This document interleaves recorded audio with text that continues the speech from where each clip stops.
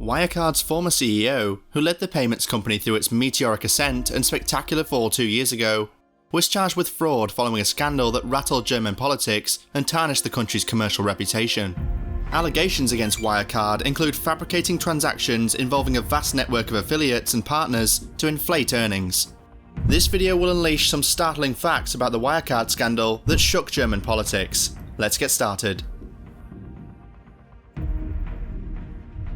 German-based Wirecard is a provider of financial services and a payment processor. It's a fully authorized German bank that provides clients with risk management and electronic payment services. Additionally, it processes and issues actual bank cards. Following its acquisition of Citi prepaid card services, Wirecard now has a branch in North America and a subsidiary in Newcastle upon Tyne. It operates in South Africa, Turkey, New Zealand, Australia, and Brazil. SoftBank partnered with Wirecard in 2019, and it is also located in Beijing.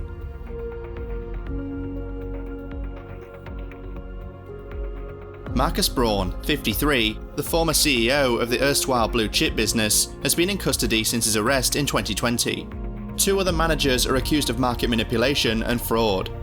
If found guilty, they could receive a sentence of up to 15 years in prison. Braun entered the courtroom to hear the allegations in his first public outing in more than 2 years. Braun spoke briefly to establish his identity.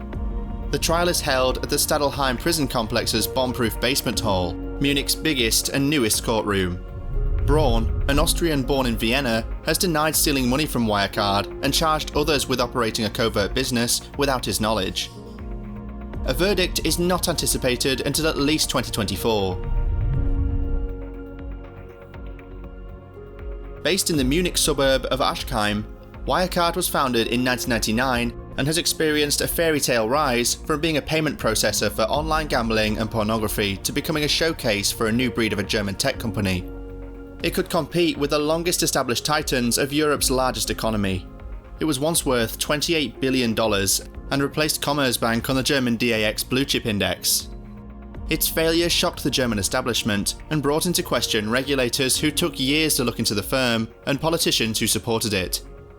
In June 2020, Wirecard was forced to acknowledge that €1.9 billion, or $2 billion, were missing from its balance sheet after fending off accusations of malfeasance from investors and journalists and successfully persuading the German authorities to look into those who were investigating its finances. Merkel and her Chancellor, Olaf Scholz, who served as her finance minister at the time, came under fire for the absence of corporate accountability. Both individuals disputed that they were at fault, but a few days later, with roughly $4 billion in debts, Wirecard filed for insolvency, becoming the first DAX member. The prosecution claims that Wirecard created fictitious income to deceive creditors and investors and raise the share price. Matthias Böhring, a public prosecutor, claimed that the company's management set up phony business deals with partners they controlled in Singapore, Dubai, and the Philippines.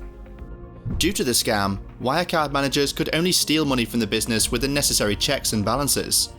All three defendants worked together to make Wirecard appear as an extremely successful fintech company, said Anne Lading, a spokesperson for the prosecutors, when in fact, at least according to the prosecution's investigation, there were only losses since 2015.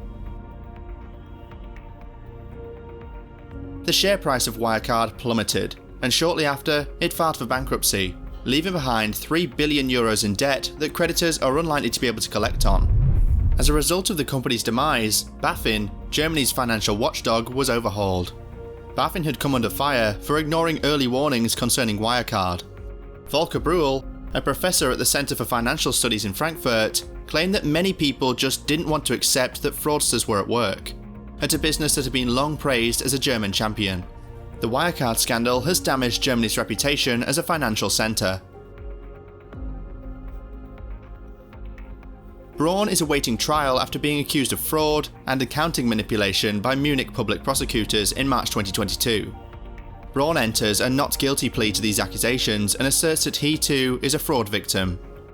The German authorities are currently searching for former Wirecard COO Jan Marsalek, who disappeared soon after being sacked from the organisation. He appears on the most sought fugitive list maintained by Europol. The Economist notes, "Neither equity analysts, asset managers, auditors, nor regulators come out of the story well." Everyone with influence over the firm, from board members to auditors and regulators, seemed to have been complacent. In a darker version of events, the actions of some may have been complicit, even criminal. Since the fraud was only discovered a few weeks ago, new information is emerging daily. What will happen next cannot be predicted. Despite declaring bankruptcy, Wirecard plans to carry on with business as usual.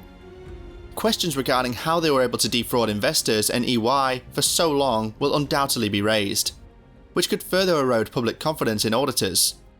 Scandals like the Wirecard Scandal can undermine investor confidence in the fairness and integrity of the capital markets, which has detrimental knock-on implications. What do you predict about the future of Wirecard? Will it regain its position in the capital market? Time will tell. Make sure to let us know your thoughts down below. Subscribe to the channel as a sacrifice to the gods of the algorithm. Thanks for watching.